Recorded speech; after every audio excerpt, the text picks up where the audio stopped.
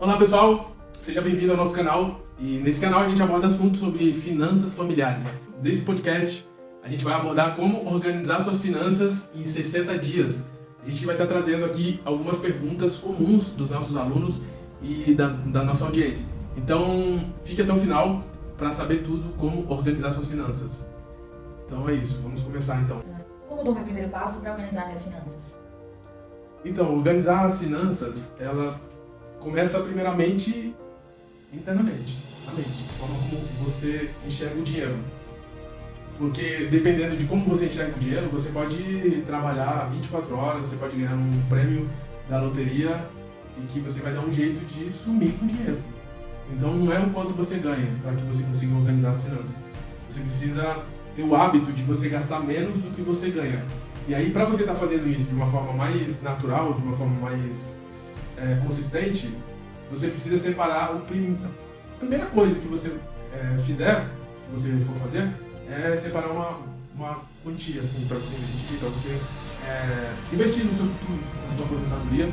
Então esse é o primeiro passo. Depois você precisa fazer uma fotografia das suas finanças. Você precisa ser bem detalhista, realista na hora de fazer o levantamento dos seus gastos e ganhos. Saber o quanto está entrando e o quanto está saindo. Uma outra coisa também que é importante, que a maioria das pessoas pecam, né? Que elas simplesmente só registram entrada e saída. Isso não vai mudar muita coisa.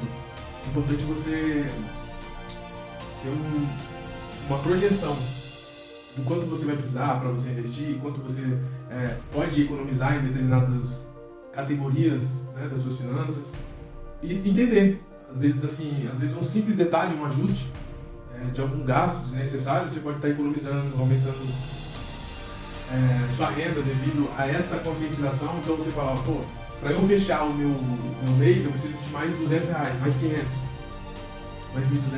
Então às vezes uma renda extra pode te ajudar também a equilibrar essas finanças, né? Você sair desse ciclo de gastar mais do que você ganha. Então anotar os gastos, a entrada e saída é eficaz? Não, só você registrar não é eficaz. Você precisa ter uma projeção. Você precisa entender. Uma forma simples e fácil para você ver isso é quando você dá um zoom out nas suas finanças também. Você não olha só o mês de janeiro, por exemplo. Você olha todo o mês, porque você vai perceber que tem alguns períodos sazonais, né? Por exemplo, ali no mês de janeiro, fevereiro, março, você tem alguns gastos que são sazonais, como material escolar das crianças, IPTU, IPVA. Esses impostos e esses gastos, eles são já previstos. Então, você tendo essa visão, você consegue diluir os seus ganhos. E você consegue também ter uma noção de quanto você ganha e no final do ano, quanto que você ganha por ano. Essa visão mais panorâmica, mais anual, fica mais fácil para você se organizar. Porque às vezes tem mês que o custo abaixa, né? Por exemplo, dezembro, você tem um 13º. Entende? Então dá para você se planejar quando você tem essa visão mais ampla. Então você precisa registrar, ter uma projeção dos meses do ano, entender quais são os meses que oscilam ali, as suas despesas, seus ganhos, e também você fazer uma distribuição equilibrada de todas as categorias, por exemplo, alimentação, você tem uma porcentagem, um limite teto para você gastar por mês.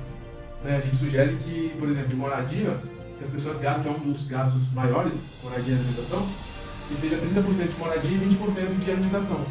E aí o restante você dilui em reserva financeira, reserva de emergência, né?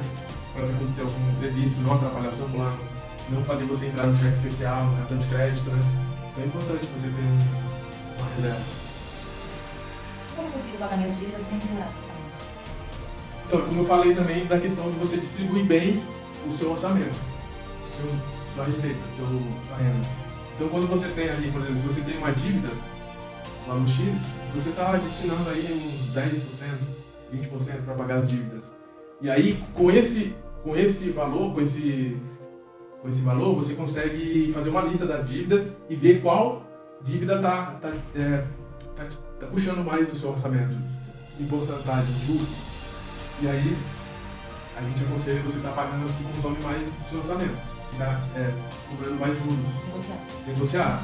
E aí, é claro, não precisa ficar ansiosa ou com medo pela pressão do banco. O banco ele pressiona mesmo, falando que vai entrar com ação extrajudicial e tal. Mas se você sentar na mesa com o gerente e falar, eu quero pagar, eu tenho X, vamos negociar. Talvez ele faça um risco alongamento. Seria, ele mesmo empresta o dinheiro para você e você paga por mês. Então você praticamente sai da dívida e aí você só tem uma despesa por mês, já não é mais dívida. É claro, se você pagar tudo em dia, aí você consegue organizar já as suas finanças. Dentro da porcentagem. Dentro da porcentagem, dentro do seu limite. Você não precisa estourar para você... Porque senão você entra numa bola de neve e aí você começa a perder um monte de coisa. Você começa a vender bens para pagar a dívida e aí essa não é a saída. Quero investir. Qual o melhor investimento hoje? Então, primeiro você precisa identificar qual é o seu perfil de investimento. Você é mais agressiva ou mais conservadora? Conservadora. Conservadora. E também, você precisa também ter um plano, um objetivo de longo prazo. Certo? Então, por exemplo, você quer conquistar a sua liberdade financeira em 10 anos, 15 anos.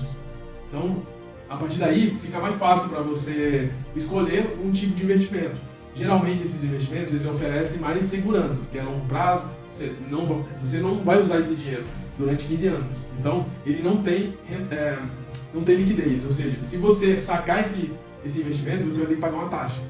Então, por isso que ele tem segurança, não tem liquidez e tem uma rentabilidade bacana. Entende? Então, você precisa ver esses 3 aspectos: rentabilidade, liquidez e risco. Seria uma viagem, por exemplo. Uma viagem depende da viagem. Se for médio prazo, 5 anos, quero fazer uma viagem para a Europa. Então, já é um outro objetivo. Então, você pode investir em CDBs, por exemplo, que dá uma liquidez, você pode estar sacando em qualquer momento, porque é um investimento de médio prazo. E também não tem tanto risco. Você tem uma certa segurança assim, no seu investimento. Então, dependendo, curto prazo também, investimentos assim que você tem liquidez, você consegue sacar mais, né, sem pagar taxas. Tem alguns federais, títulos federais, né, Selic, Tesouro Selic, por exemplo, que tem como você se programar para 5 anos, e aí, por exemplo, você investe a cada R$700 do governo, ele paga R$1.000. É seguro, que você vai, seguro entre aspas, né, que o governo pode quebrar, mas é muito difícil, então o risco é muito baixo. Né? Ele pode criar papéis, criar mais títulos, e aí por isso não tem tanto risco. Mas você consegue muito bem ter uma garantia do retorno do governo. Ele fala, vou pegar emprestado no seu R$700, e daqui a 3 anos eu te pago R$1.000. Poupança então? Não, poupança fora. Tem muitos outros investimentos mais atrativos, assim, do que poupança. É muito pouco, rende pouquíssimo. O CDB é muito mais rentável. E tem uma certa segurança, não apresenta tanto risco. Certo? Então, se você gostou das nossas perguntas, das nossas respostas, se é interessado em mais conteúdo como esse, então segue o nosso canal, deixa o seu like, deixa a sua pergunta que a gente vai estar respondendo com todo carinho e cuidado, tá bom? Então, um forte abraço, Daniel, e até logo.